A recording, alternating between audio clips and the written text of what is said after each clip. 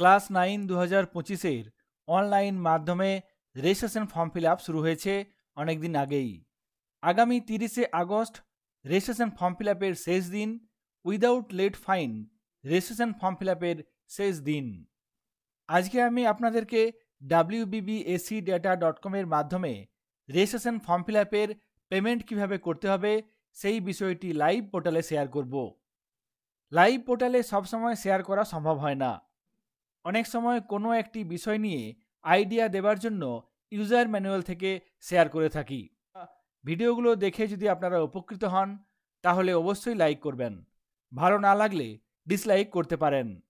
চলুন এবার আমরা দেখে নিই ক্লাস 9 2025-এর রেজিস্ট্রেশন ফর্ম ফিল আপের ফিজ পেমেন্ট কীভাবে করতে হবে।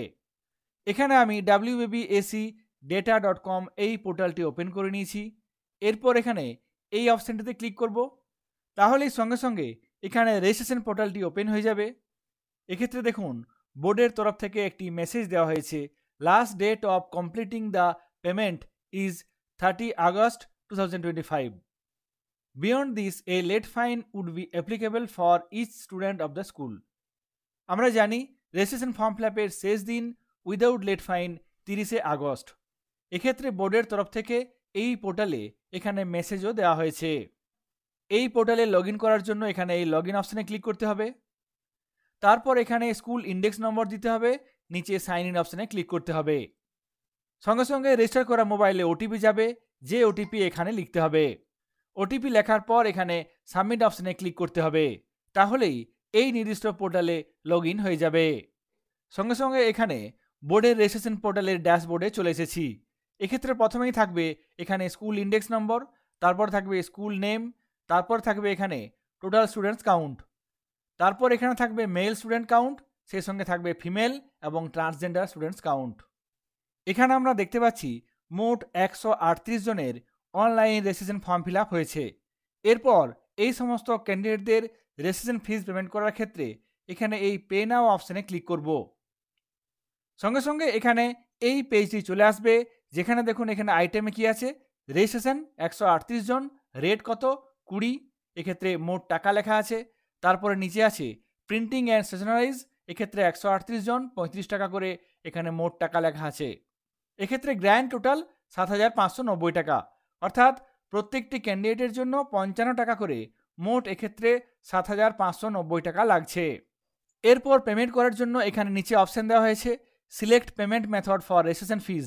এক্ষেত্রে অফলাইন এবং অনলাইন দুটি অপশান দেওয়া হয়েছে। এক্ষেত্রে আমি অনলাইন মাধ্যমে পেমেন্ট করব, সেই জন্য এখানে এই অনলাইন অপশানে ক্লিক করব। তারপর নিচে সাবমিট অপশানে ক্লিক করব। সঙ্গে সঙ্গে এখানে পেমেন্ট করার জন্য এরকম একটি পেজ চলে আসবে। এখানে ডান দিকে দেখবেন অর্ডার সামারি আছে, মোট কত টাকা আপনি আগে দেখেছেন সেই টাকাটি মিলিয়ে নেবেন। তারপর বাঁ দিকে এখানে পেমেন্ট করার মেথডগুলি আছে।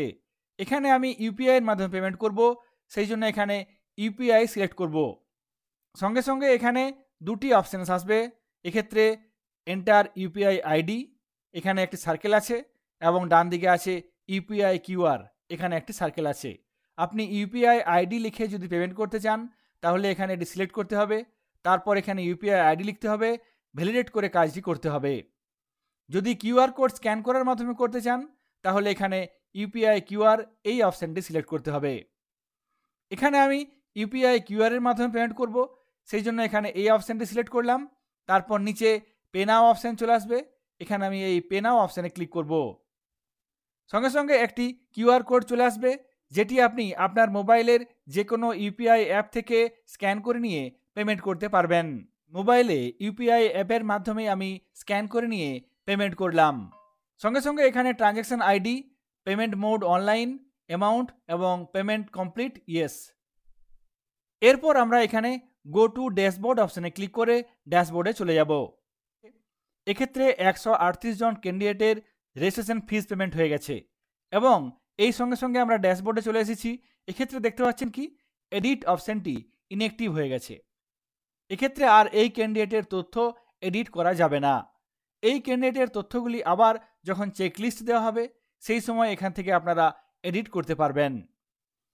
তবে এই বছর দেখছি পেমেন্ট করার পরেও এখানে বাঁ দিকে যে অ্যাড স্টুডেন্ট অপশানটি আছে সেই অ্যাড স্টুডেন্ট অপশানটি এখনও অ্যাক্টিভ আছে, অর্থাৎ নির্দিষ্ট দিনের মধ্যে আপনারা চাইলে এখনও অ্যাড করতে পারবেন স্টুডেন্ট, অর্থাৎ নির্দিষ্ট ক্যান্ডিডেটের রেজিস্ট্রেশন ফর্ম ফিল আপ করতে পারবেন। গত বছর একবার পেমেন্ট করলে আর পেমেন্ট করা যেত না, এই বছর দেখছি অ্যাড অপশানটিকে অ্যাক্টিভ রাখা হয়েছে, অর্থাৎ নির্দিষ্ট সময়ের মধ্যে নতুন স্টুডেন্ট রেজিস্ট্রেশন করা যাবে। এক্ষেত্রে আমি 138 জন ক্যান্ডিডেটের রেজিস্ট্রেশন ফিস পেমেন্ট করেছি। পেমেন্ট করার পর এরপর ডান দিকে ডাউনলোড রিপোর্ট অপশানে ক্লিক করে রিপোর্ট ডাউনলোড করে নেব। রিপোর্ট ডাউনলোড করার জন্য এখানে ডাউনলোড রিপোর্ট অপশানে ক্লিক করব। এখানে ফাইনাল রিপোর্ট ডাউনলোড হয়ে গেছে। এই রিপোর্টে ক্লিক করে দেখে নেব এই রিপোর্ট কেমন এসেছে। এখানে দেখুন ফাইনাল রিপোর্ট চলে এসেছে। এখানে প্রত্যেকটি ক্যান্ডিডেটের তথ্যগুলি দেওয়া আছে। এই রিপোর্ট ডাউনলোড করে প্রিন্ট করে নিতে হবে। প্রিন্ট করার পর বিদ্যালয়ের প্রধান সিল স্ট্যাম্প দিয়ে এক্ষেত্রে সাইন করবেন। পরবর্তীকালে সমস্ত ডকুমেন্ট অর্থাৎ এই রিপোর্ট, সেই সঙ্গে সঙ্গে কাস্ট সার্টিফিকেট, কোনো পিএইচ সার্টিফিকেট থাকলে সেক্ষেত্রে পিএইচ সার্টিফিকেট, এগুলি ক্যাম্প অফিসে জমা দিতে হবে। 2025 সালে নবম শ্রেণীর রেজিস্ট্রেশন ফর্ম ফিল আপের ফিস পেমেন্ট করলাম অনলাইন মাধ্যমে ইউপিআই অ্যাপের সাহায্যে। পেমেন্ট করার পর এখান থেকে পেমেন্ট রিসিপ্ট বা রিসিপ্ট ডাউনলোড করার কোনো অপশান দেখতে পেলাম না।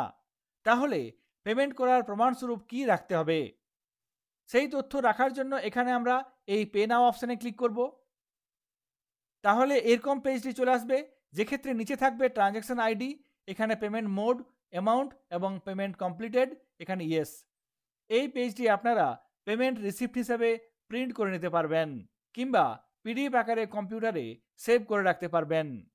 2025 সালে ক্লাস 9-এর রেজিস্ট্রেশন ফর্ম ফিল আপ করার পর কিভাবে রেজিস্ট্রেশন ফিস পেমেন্ট করতে হবে সেই পদ্ধতি আপনাদের সঙ্গে শেয়ার করলাম। সকলে ভালো থাকবেন, সুস্থ থাকবেন। ধন্যবাদ।